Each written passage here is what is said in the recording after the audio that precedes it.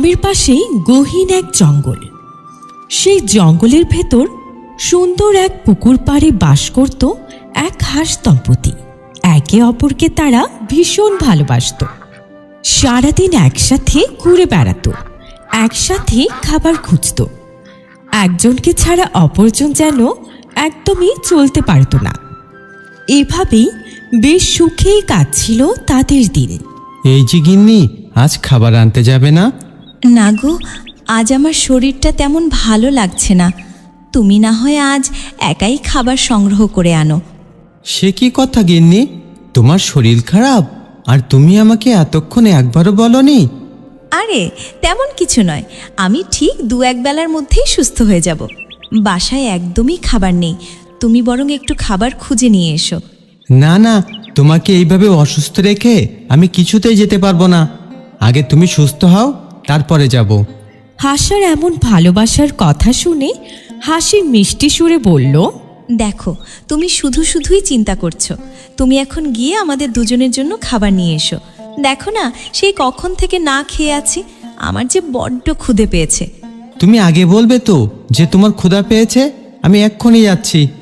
এই বলে হাসা খাবার সংগ্রহে চলে যায়। হাসি জানত যে তার ডিম পাড়ার সময় হয়ে গেছে, তাই শরীরে এমন অস্বস্তি হচ্ছিল। ওদিকে হাসা সারা জঙ্গল তন্ন তন্ন করে খুঁজলেও আজ যেন কোনো খাবারই পাচ্ছে না। এ কি ব্যাপার, এত খোঁজার পরেও আজ কোনো খাবার পাচ্ছি না কেন? ওদিকে আমার বউয়ের শরীরটাও খারাপ, ওকে একা রেখে এলাম, না জানি ঠিক আছে কিনা। যেভাবে হোক অল্প হলেও কিছু খাবার নিয়ে যেতেই হবে।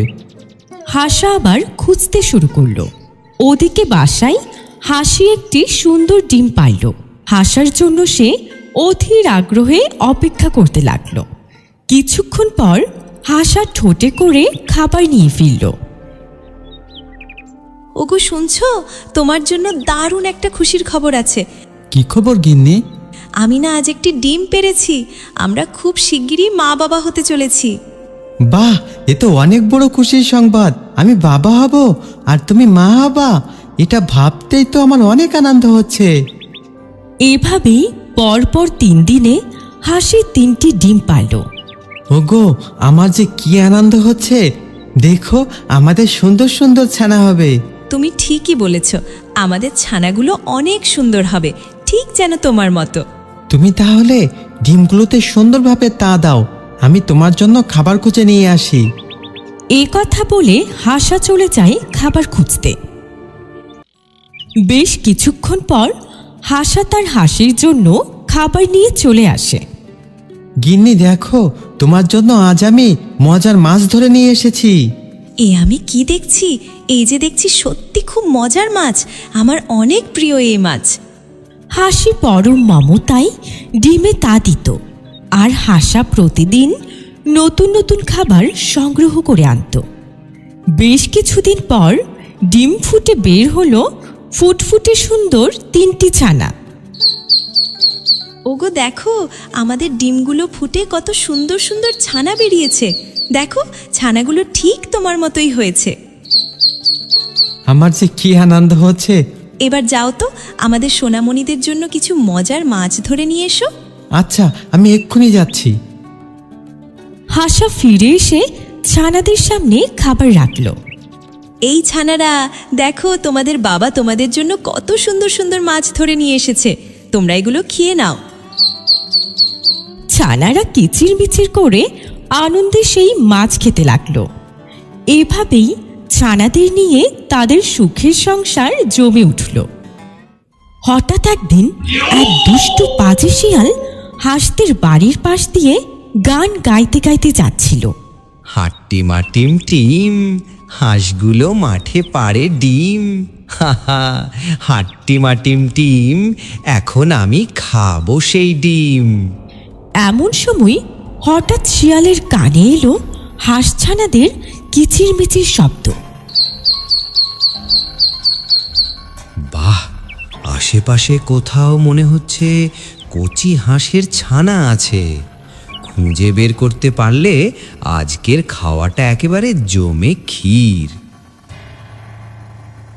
ঝোপের আড়াল থেকে শিয়ালটি দূর থেকেই হাঁস ও তার ছানাগুলোকে দেখে ফেলল।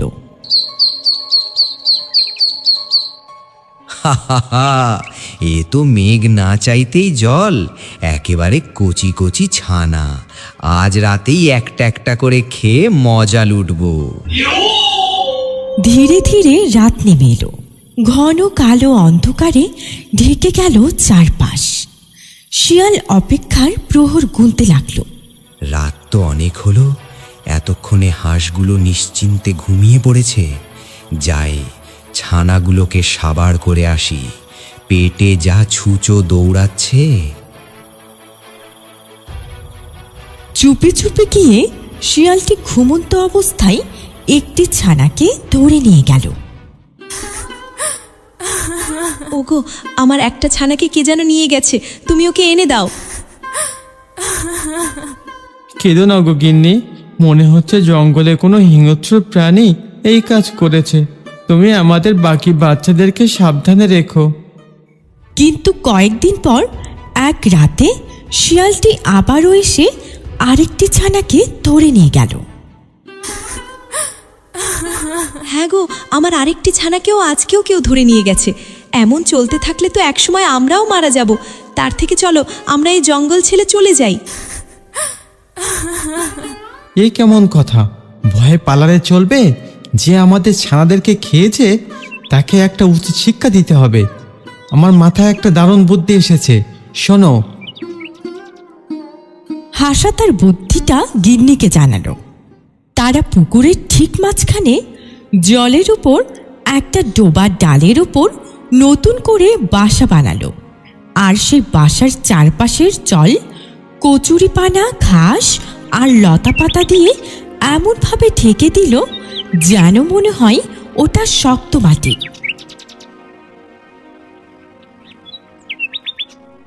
সেদিন রাতে দুষ্টু শিয়াল আবারও এলো শেষ ছানাটিকে খেতে, কিন্তু অন্ধকারে সে লতা পাতার ফাঁকটা খেয়ালই করল না। বোকা হাঁস, তোদের ছানা খেলাম, কিছুই করতে পারলি না।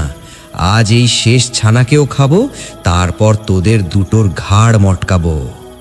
এই বলে শিয়াল যেই না লাফিয়ে ছানা ধরতে সামনে লতা পাতায় পা রেখেছে, অমনি চুপ্পাস সব সরে গেল আর শিয়াল সোজা পড়ল পুকুরের গভীর জলে। গ্লু গ্লু, এ কি হলো রে?